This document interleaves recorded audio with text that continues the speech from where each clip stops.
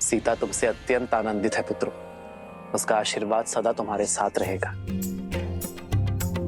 जेहि पर कृपा करहि जनु जानी, कवि उर अजिर न जावहि वानी।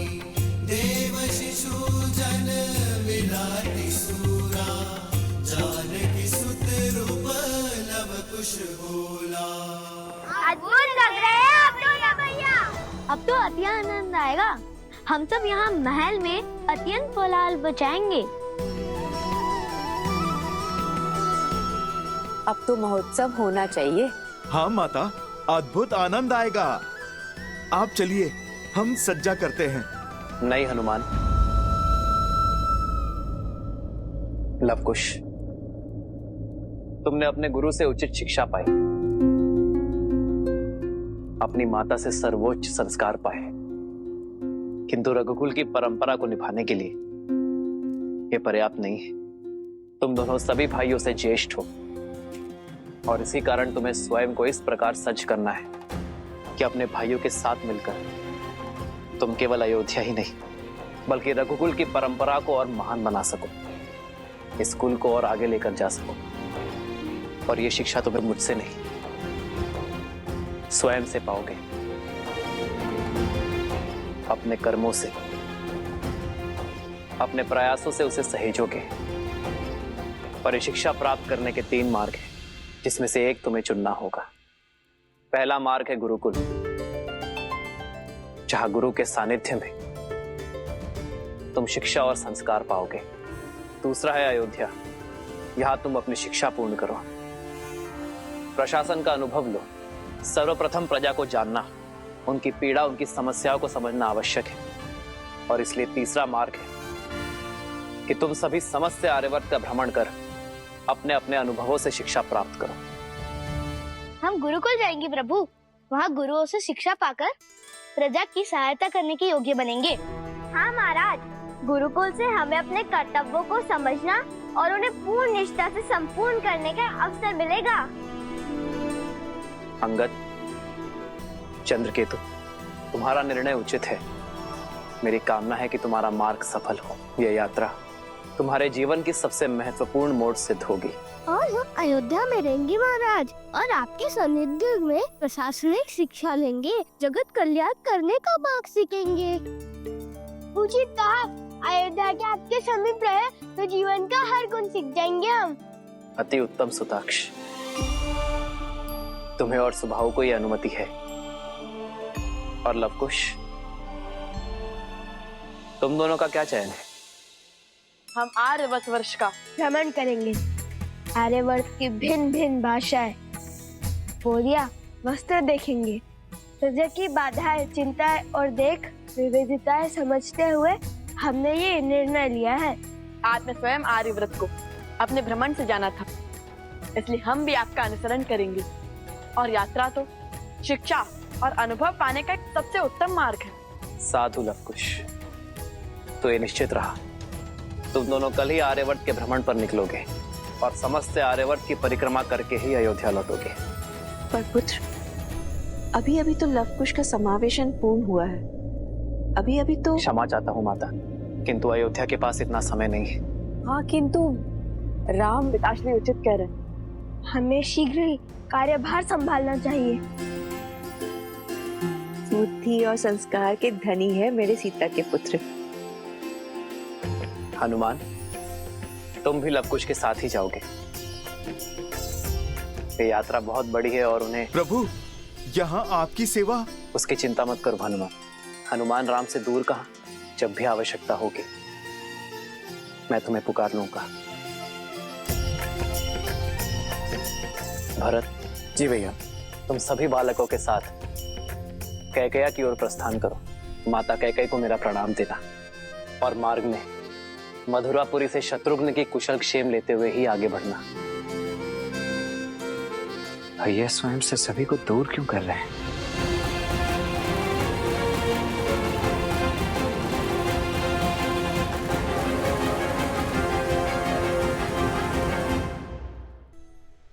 ये क्या महादेव, श्री राम सबको स्वयं से दूर क्यों भेज रहे हैं? हनुमान, शत्रुघ्न, भरत सबको अयोध्या से बाहर जाने का आदेश क्यों दे रहे हैं? मेरे शब्दों को स्मरण कीजिए देवी। श्री राम को उस सत्य का ज्ञान हो चुका है जिसके विषय में अन्य कोई नहीं जानता। उनके उत्तरदायित्व बहुत अधिक बढ़ चुके हैं। उन्होंने सबको अयोध्या से जाने का आदेश क्यों दिया है, इसका कारण भी आपको शीघ्र ही ज्ञात हो जाएगा।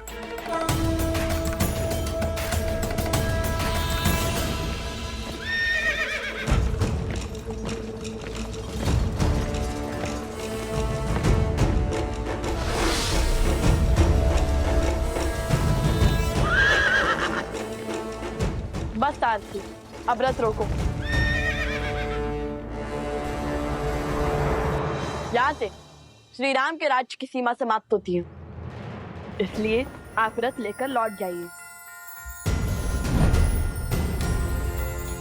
क्यों भला? आप दोनों तो रघुवंश का कल हैं। पगों पर नहीं, रथ पर चल के जाएंगे। आप आगे प्रस्थान कीजिए हनुमान जी, हम आते हैं।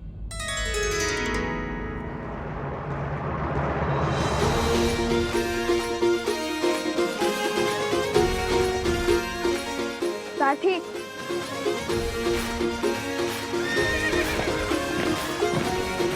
क्या सोच रहे हैं आप दोनों? और ये क्या है? तनिक पग तो बढ़ाइए, हम आते हैं।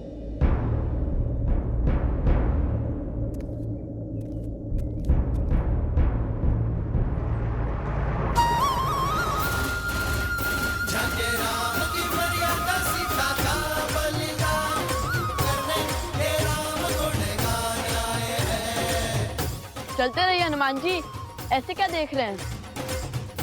समझा हनुमान जी, हमने राजकुमारों का आवरण क्यों त्यागा?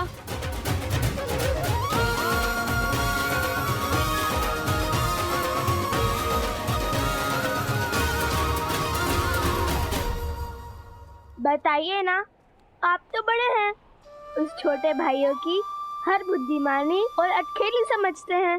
अवश्य। यदि आप सबको अपना सत्य बताएंगे तो कभी भी आप जनता का वास्तविक सत्य समझ नहीं पाएंगे। आर्यवर्त वर्ष की विविधताएं और दुविधाएं समझने के लिए आपको दो सामान्य ऋषि कुमार बनकर ही सभी से मिलना होगा। जब ऋषि कुमार संसार से मिलेंगे तो फिर सभी का व्यवहार भी सामान्य ही होगा। आपके ज्ञान में वृद्धि होगी। 60%। साधु संत के तुम रखवारे, असुर निकंदन राम दुलारे। जय जय जय हनुमान गोसाई, कृपा करहु गुरुदेव की नाई।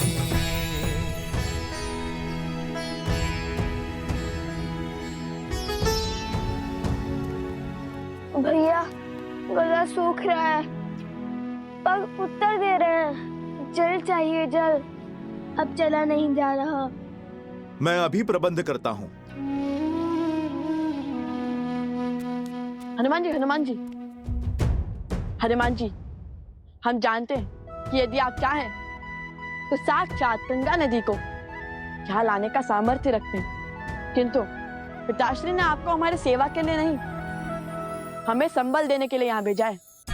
ये हमारी यात्रा है और इसमें आए हर समस्या को हम दूर करेंगे।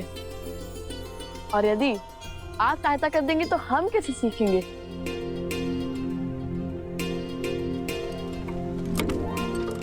भैया, बैलगाड़ी।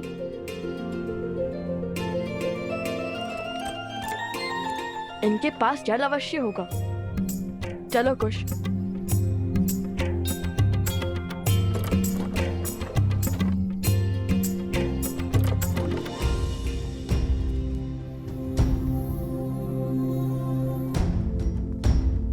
माता, तनिक जल मिलेगा?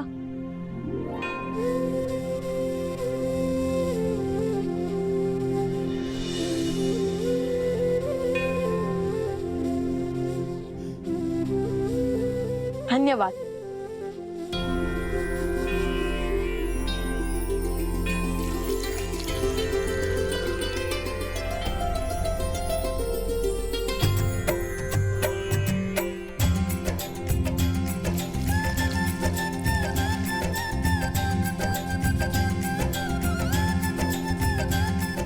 तन और मन दोनों तृप्त हो गए। माता, आपने तो मृत्यु के मुख से निकाल दिया। हम आपके ऋणी हैं। बताइए, हम आपकी क्या सहायता कर सकते हैं? सहायता मेरे लिए?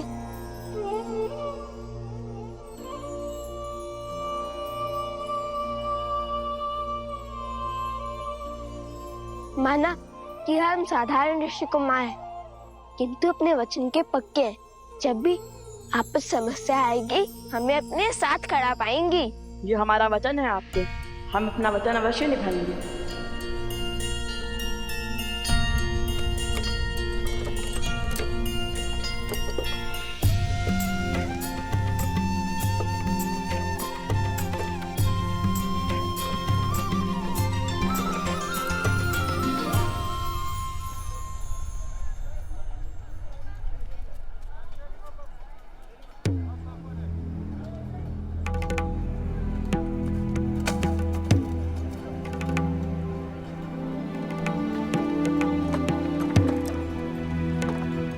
एक और स्वर्ण की बात है, जो दे जाएगा वो ले जाएगा इसे।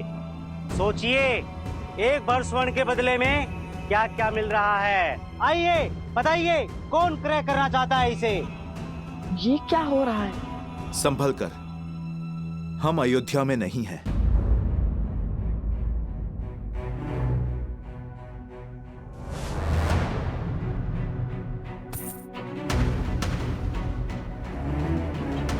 इतनी दुर्बल और छीणकार कुछ कार्य भी कर पाएगी या नहीं? अरे ये सब चाल है इसकी, ताकि इसे कोई क्रय न कर सके और इसे काम ना करना पड़े। देखिए कितनी कृषकाएं है, किंतु है बड़ी बलवान।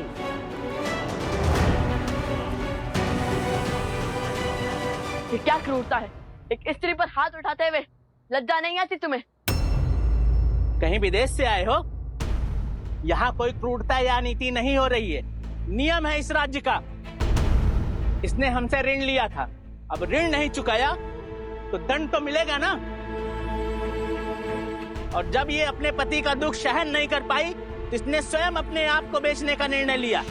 अब कोई और इसे क्रय कर मुझे पुनः बेचे, इससे तो उत्तम है ना मैं स्वयं ही इसे एक भर स्वर्ण में क्रय कर लूं। और इसमें तुम्हें क्या समस्या है?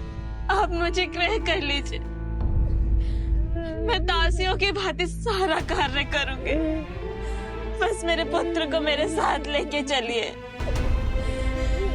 बहुत नन्हा सा बालक है, बिना माता के कैसे रहेगा? नहीं नहीं, ये साथ आया तो तुम्हारा ध्यान कार्य पर नहीं, सिर्फ इस पर रहेगा। मैं केवल तुम्हें ही ले जाऊंगा। माता, एक क्षण रुकिए, एक समाधान है हमारे पास, जिससे आपका ऋण भी चुक जाएगा और इन देवी की समस्या भी हल हो जाएगी। तुम क्या हल दोगे? तुम क्या क्रय करोगे इसे? स्त्री का क्रय करना होता तो विरोध नहीं करते आपका। आपको दास का ही कार्य करवाना है ना, तो हम सज्ज हैं, ले चलो हमें। बस इस बालक को उसकी माता से पृथक मत करो। हाँ, हम बनेंगे तुम्हारे दास।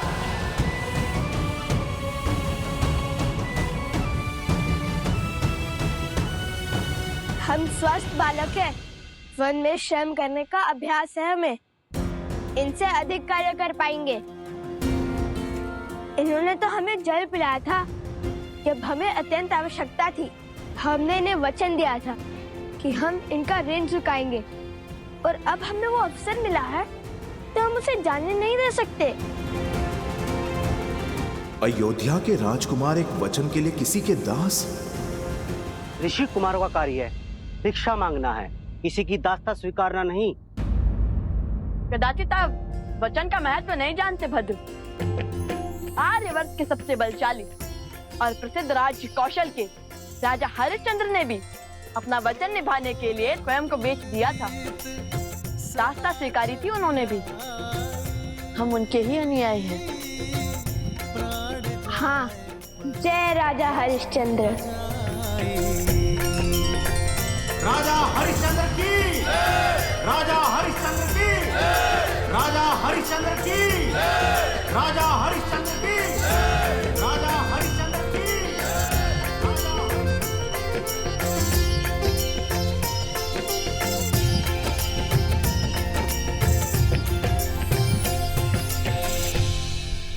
धन्यवाद राजश्री विश्वामित्र।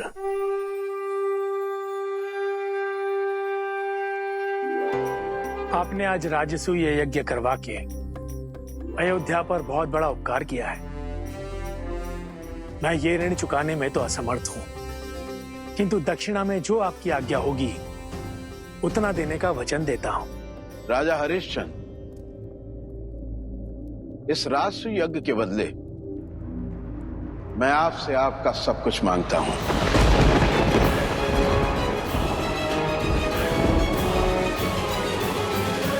हर वो वस्तु जो आपके अधिकार में है, आपकी संपत्ति, बस आपकी पत्नी, पुत्र और आपके अतिरिक्त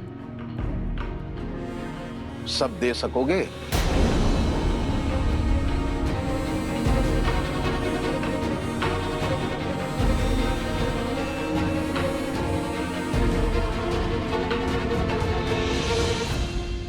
सूर्यवंश की संतान अपने वचन से फिर नहीं सकती ऋषिवर। मैं हरिश्चंद्र सूर्य के तेज को साक्षी मानकर अपनी पत्नी शैव्या और पुत्र रोहिताश्व के अतिरिक्त अपनी संपूर्ण संपत्ति, राज्य, अधिकार इसी क्षण आपको सौंपता हूं।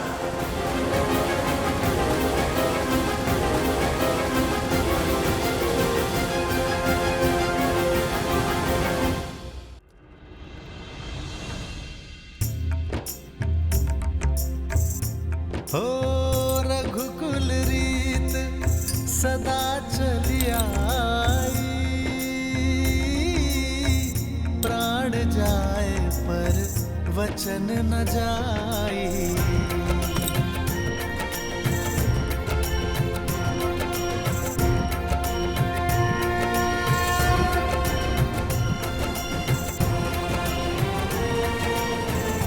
राजा हरिश्चंद्र का सब कुछ लेने के बाद भी ऋषिवर ने उनसे कुछ और मांगा। कुछ और भी है जो मुझे चाहिए राजन।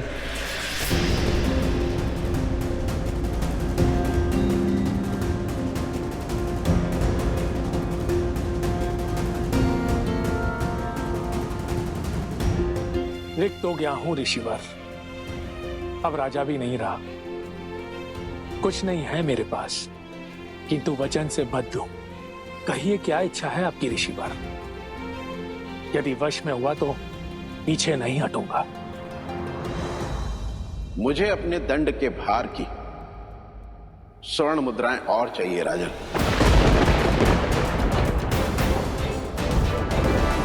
इस समय तो मेरे पास कुछ नहीं है ऋषिवर, मुझे 1 माह का समय दीजिए, मैं प्रबंध करने का प्रयास करूंगा।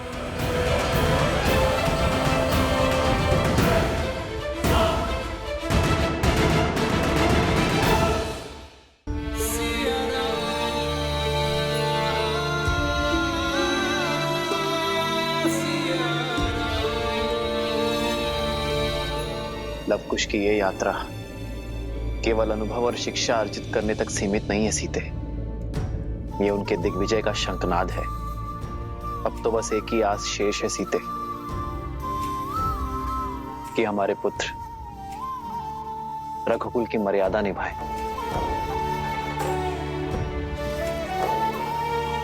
हमारे पूर्वजों की परंपरा का अनुसरण कर पाए, बीते हुए कल का सम्मान कर आने वाले कल की दृढ़ नींव रख पाए।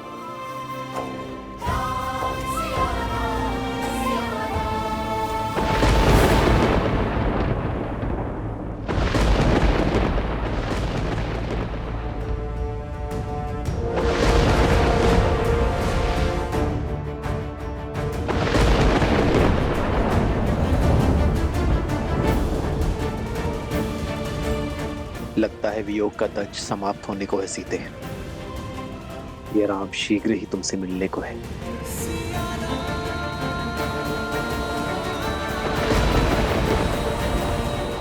अब तो शीघ्र ही लवकुश लौट आए बस। कुमारों का कार्य है, भिक्षा मांगना है, किसी की दास्ता स्वीकारना नहीं। आर्यवर्त के सबसे बलशाली और प्रसिद्ध राज्य कौशल के राजा हरिश्चंद्र ने भी अपना वचन निभाने के लिए स्वयं को बेच दिया था। हम उनके ही अनुयायी हैं।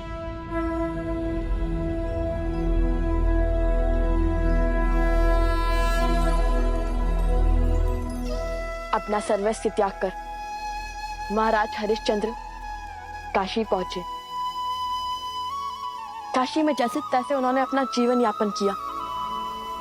उनके पास ना खाने को कुछ था और ना पहनने को, बस साथ थी तो रघुकुल की रीत और परिवार की प्रीत, और साथ में चिंता की समय बीता जा रहा है और महर्षि विश्वामित्र की मांग कैसे पूरी की जाए। प्रणाम ऋषिवर।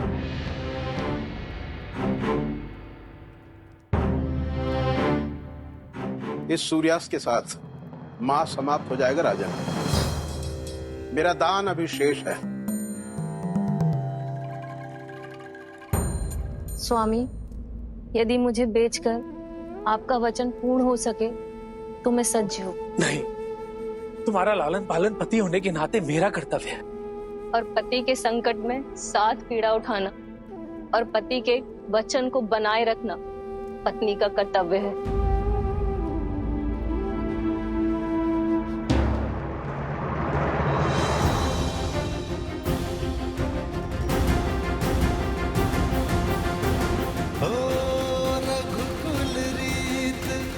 सदा चली आई, प्राण जाए ये लीजिए ऋषिवर। वचन न जाए।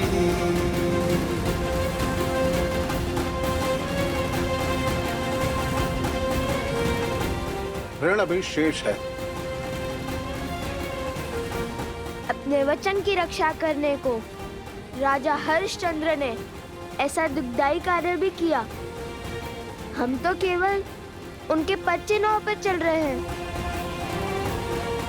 प्राण जाए पर वचन ना जाए।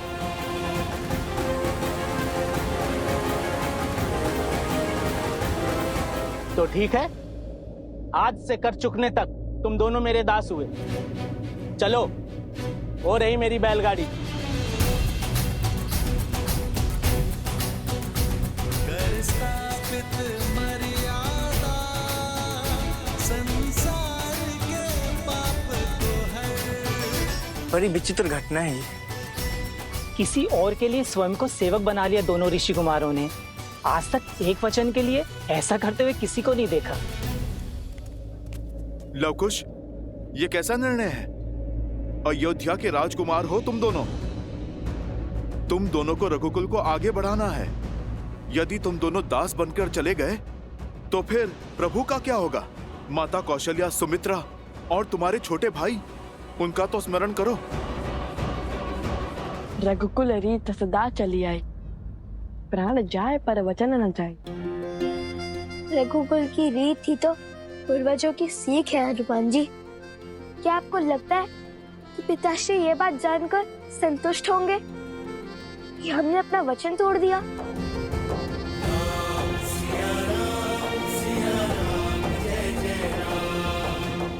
और क्या एक माँ और बेटे को अलग होते हुए ऐसे ही देखते रहे?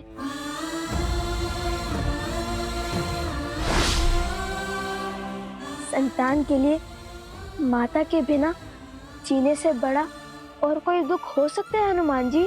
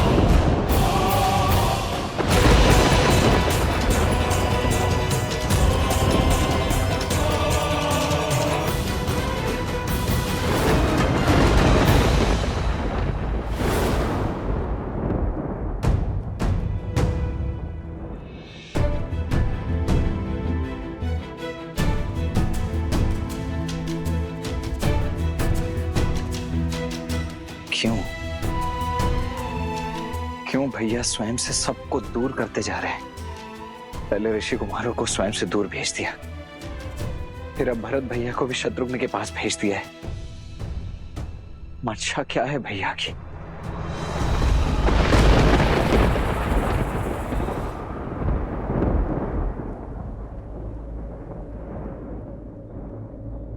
राजानुज, आप विचलित लगते हैं।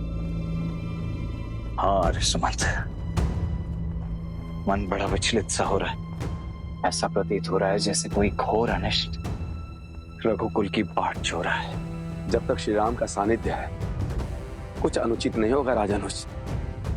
कदाचित सभी बालकों के चले जाने से अब विचलित है बस। कुछ क्षण मंदिर में बैठिए, मन शांत होगा। यहाँ की चिंता मुझ पे छोड़ दीजिए।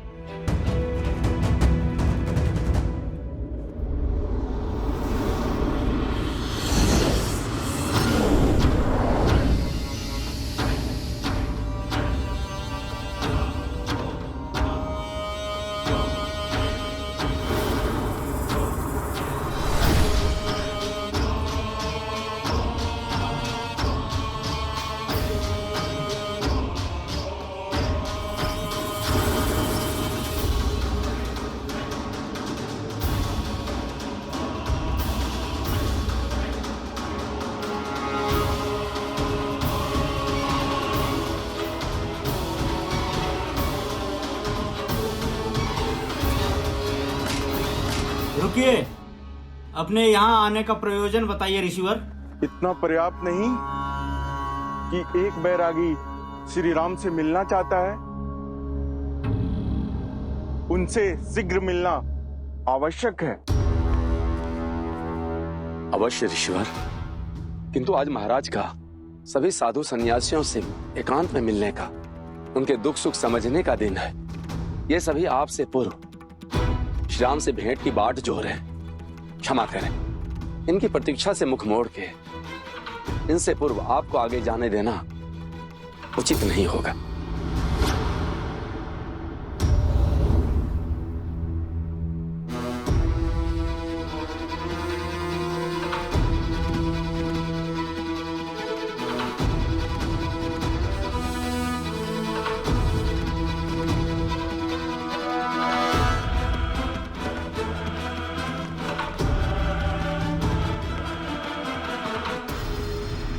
अयोध्या के महाराज हैं श्री राम। बिना अग्रिम सूचना के तो काल को भी उनसे भेंट करने का अधिकार नहीं है। फिर आप कौन हैं? यदि मुझे परिचय की आवश्यकता है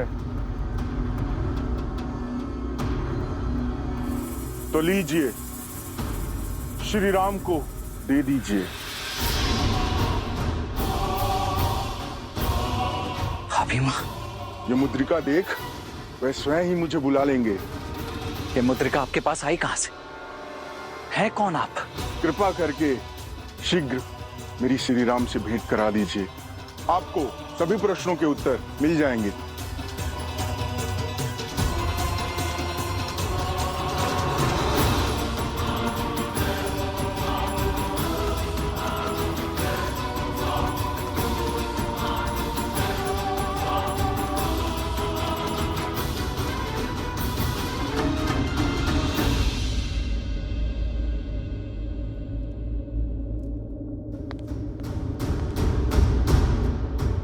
भैया,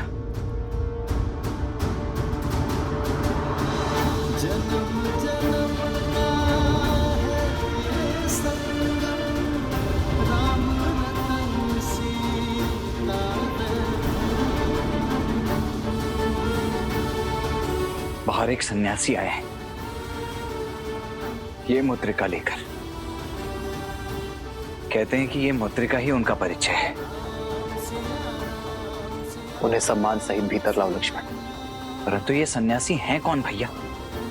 और ये मुद्रिका उनके पास? सर्वप्रथम उन्हें भीतर लाओ लक्ष्मण। जो आज्ञा भैया।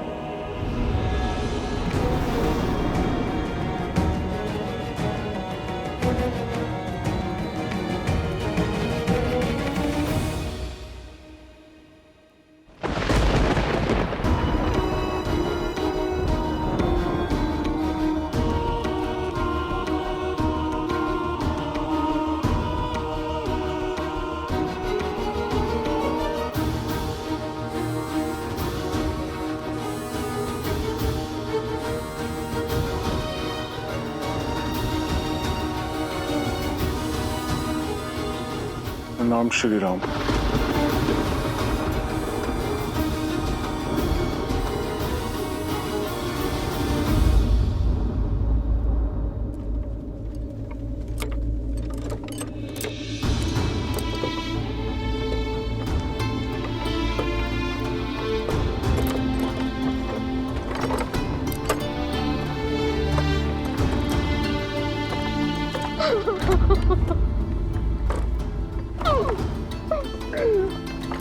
प्रभु रुकिए, रुकिए, रुकिए, प्रभु रुकिए।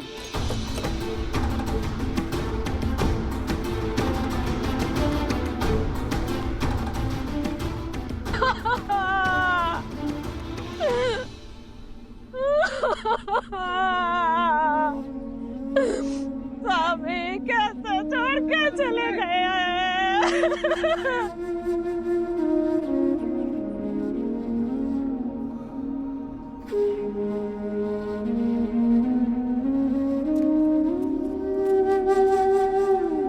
ये माता इतनी पीड़ा में है, विलाप कर रही है, अपने पति को भी खो चुकी है, फिर भी इनकी सहायता के लिए कोई आगे क्यों नहीं आ रहा है? क्योंकि सबको अपने प्राण प्रिय हैं। इनके पति को स्पर्शजन रोग था, कल से यहाँ बैठी हैं, किंतु कोई आया नहीं इनके अंतिम संस्कार के लिए। पर रोगी की तो सहायता करनी चाहिए ना। ये रोग से ग्रस्त था, बाकी सब भय से।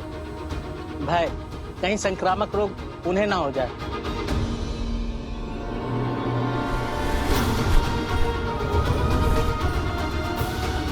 हमें किसी रोग का भय नहीं है, हमें उनकी सहायता करने दीजिए, हमें जाने दीजिए।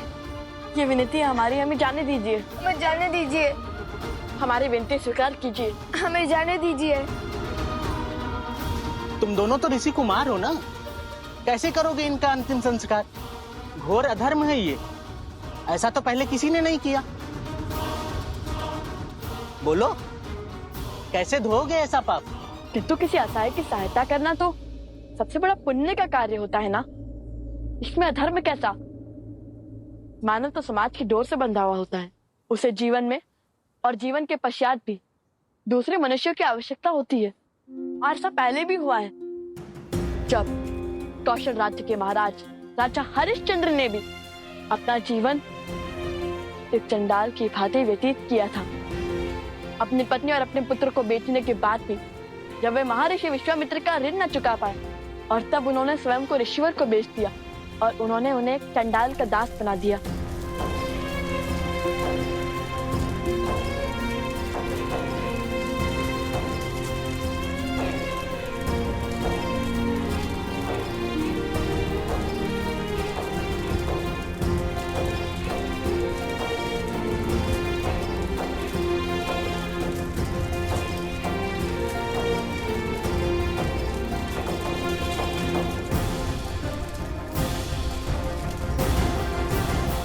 तुम्हारा कार्य यहाँ लाए गए सभी शरीर से दाह संस्कार शुल्क लेना है। ध्यान रहे, जो भी हो, यहाँ बिना कर दिए किसी को भी चिता जलाने की अनुमति नहीं है। समझ गए?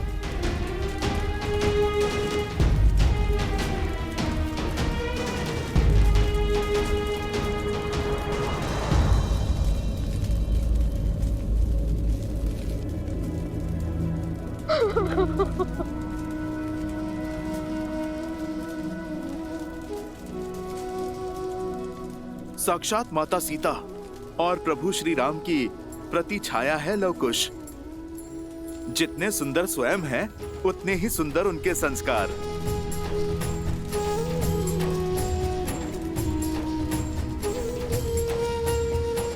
आयुष्मान भव।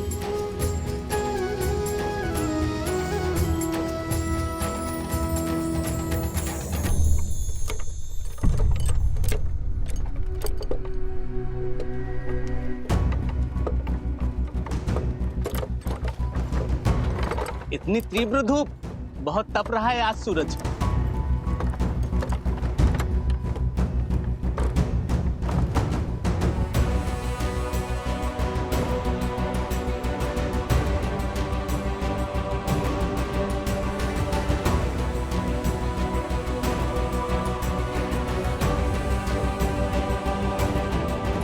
उतरो और ये सभी वस्तुएं नीचे उतारो। और हाँ, ध्यान देना कोई भी चीज टूटनी ना पाए। लव कुश का काम तोड़ना नहीं, जोड़ना है।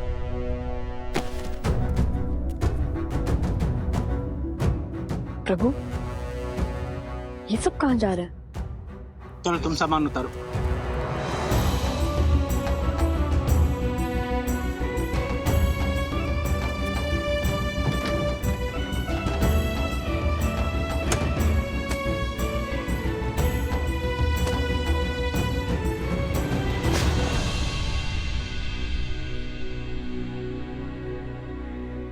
लीजिए, हो गया आपका कार्य पूर्ण। बताइए ना, ये सब लोग क्यों जा रहे हैं? मलेच्छों का भय का दृश्य है ये। सबको अपनी पूर्वजों की भूमि को छोड़कर जाना पड़ रहा है। वर्षों पुरानी कथा है। इस गांव के चौओर जो घना जंगल देख रहे हो, इन्हीं वनों में मलेच्छों का राज है। वे मलिच्छ जिनकी भूख कभी तृप्त नहीं होती। कहते हैं वो भी पहले यहाँ मुख्य भूमि पर रहा करते थे, लेकिन अपनी असामाजिक गतिविधियों के कारण राजा मनु ने उन्हें देश निकाला का शाप दे दिया। घने वनों के अंधकार में रहने का आदेश दिया, हमारी सीमा से दूर। कहते हैं यदि वो लोगों के बीच एक समुदाय में रहें तो राजा मनु के श्राप के कारण स्वयं भस्म हो जाएंगे, क्योंकि उन्होंने वैदिक धर्म, नियम और रीतियों का उल्लंघन किया, वर्जित मांस और भोजन खाया, अधपका भोजनों को ग्रहण किया, पशुओं के त्वचा से बने हुए वस्त्र पहने और उन्हें त्यागने से मना कर दिया। देख रहे हो, इस संपूर्ण वन में एक भी पशु जीवित नहीं बचे और पशुओं के अंत के साथ ही इस गांव में मृत्यु का खेल आरंभ हो गया। रात्रि होते ही ये राक्षस हमारे गांव पर टूट पड़ते हैं। ये दुष्ट हमारे पशुओं को मारकर खाने लगे। छोटे छोटे बालक बालिकाओं को भी नहीं छोड़ते और हम साधारण मानवों के लिए उनसे लड़ना असंभव हो गया था।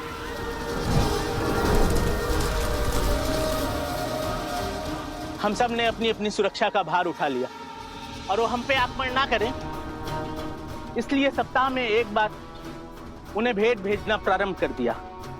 पहले तो पास के गांव से पशुओं को क्रय कर लिया जाता था। जब वो भी नहीं बचे तो उन्होंने हमारे गांव पे आक्रमण करना प्रारंभ कर दिया। लगता है शीघ्र ही हमें भी अपनी पूर्वजों की भूमि को त्यागना पड़ेगा। श्री राम, मैं चाहता हूं कि हमारी ये भेंट संसार के लिए गोपनीय रहे, इसे तीनों लोक में कोई ना सुन पाए। लक्ष्मण जी भैया, हम दोनों एक महत्वपूर्ण चर्चा में हैं। जब तक ये समाप्त ना हो, जब तक मैं आज्ञा ना दूं, तब तक कोई इस कक्ष के भीतर नहीं आएगा। और यदि आया तो नियमानुसार महाराज राम उसे जो भी दंड देंगे उसके लिए वही निर्धारित होगा। जो इस आज्ञा का उल्लंघन करेगा, मैं उसे मृत्यु दंड दूंगा।